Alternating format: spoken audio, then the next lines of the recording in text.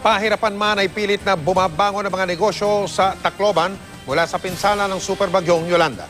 Ang mga residente naman ay handa raw tulungan ng Department of Trade and Industry na magsimula ng mga maliliit na negosyo. Pero may pumupuna po sa DTI. Bakit daw ibinebenta pa ang mga produkto sa kanilang diskwento caravan sa halip na ipamigay na lamang sa mga nasalanta? Mula sa Tacloban, lalawigan ng Leyte, nakatutok live si Julius Segovia. Julius.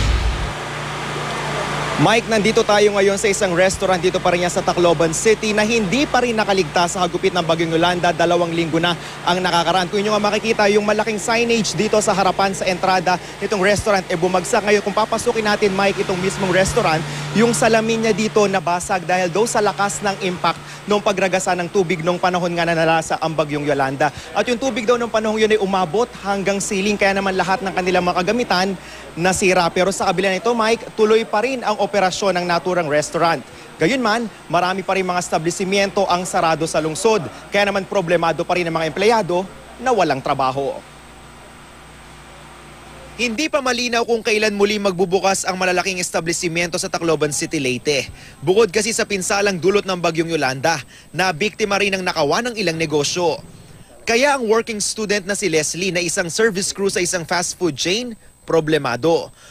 Gustuhin man daw niyang maghanap ng ibang mapapasukan, inanod naman ng baha ang ilang dokumentong kakailanganin niya sa pag-a-apply. Sana talaga kung pwede po makatrabaho lang po, kahit pansamantala makaipon lang po para pang tuition.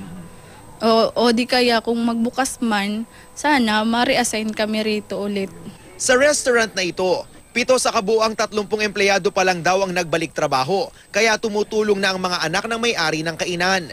Sinikap na ng may-aring magbukas kahit pa umabot sa 1.5 million pesos ang halaga ng pinsala ni Yolanda sa negosyo nila.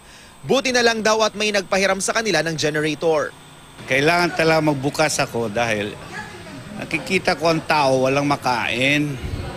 Saka yung mga tao ko rin, wala rin silang makain, walang trabaho. Sabi ko, kailangan kumita rin sila. Ang Department of Trade and Industry o DTI, handa raw tumulong sa mga biktima ng bagyo na gustong magsimula ng maliit na negosyo. Mabalik niya, hindi rin relief goods. Amoy ni Reno sa mga investors ni Region 7 or hain ng mga... Muling bumalik ang diskwento caravan ng DTI sa RTR Plaza ng Tacloban City. Gamit ang megaphone, may nagpapaliwanag sa mga nakapilang residente na hindi relief ang ibinebenta sa caravan. Sa ikalawang ronda ng diskwento caravan dito sa Tacloban City, nilinaw ng DTI ang isyong ipinupukol sa kanila kung bakit imbes daw na ipamigay, ibinebenta pa raw nila ang mga produkto sa mga sinalanta ng bagyo. DTI here is just facilitating to mount this diskwento caravan. It's not the Department of Trade and Industry selling these basic commodities. We have hooked, we got the partnership of very big manufacturers who regularly meet with the Secretary of DTI to be able to help us bring these basic commodities to the communities. Hindi advisable na libre. Dapat bibilin din kasi may puhunan din yan eh. Galing din sa ibang lugar. Dapat bayad yung tamang yung presyo, hindi sobra. Si Aling Arlene, tiniis ang matinding sikat ng araw, makabili lang ng mga murang supply. Mas okay to kasi yung price niya tulad ng dati. Mura? Bakit meron po bang iba doon na mahal ang bentahan? Mga magkano, nanay? Halimbawa, kunyari, kung bibili ka yung katol doon, 40. Isang kahon? Yung dito, 15 lang. We assure the public that the locals should be compliant with the price freeze here in Tacloban and the neighboring towns.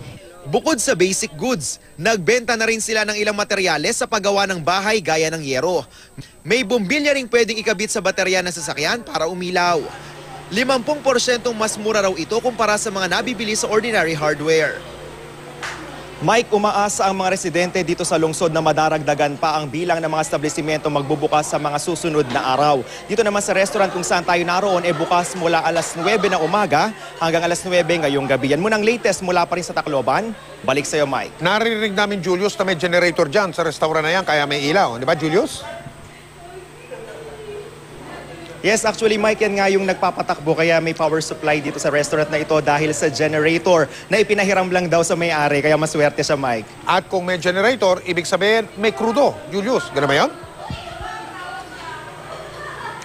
Merong crudo, Mike, kaya lang nagkakaroon ng problema dahil humahaba talaga yung pila dahil maraming nangangailangan ng crudo, Mike. Kanina nga nung nag-ikot tayo sa highway, marami pa rin talagang pila at mahaba ang pila sa mga gasolinahan, Mike. Okay, nakikita namin yung loob ng restaurant. May mga kumakain naman ba? May mga parokyano naman ba na nakukuha ng mag-restaurant ngayon matapos silang salantain ng super bagyo? Julius.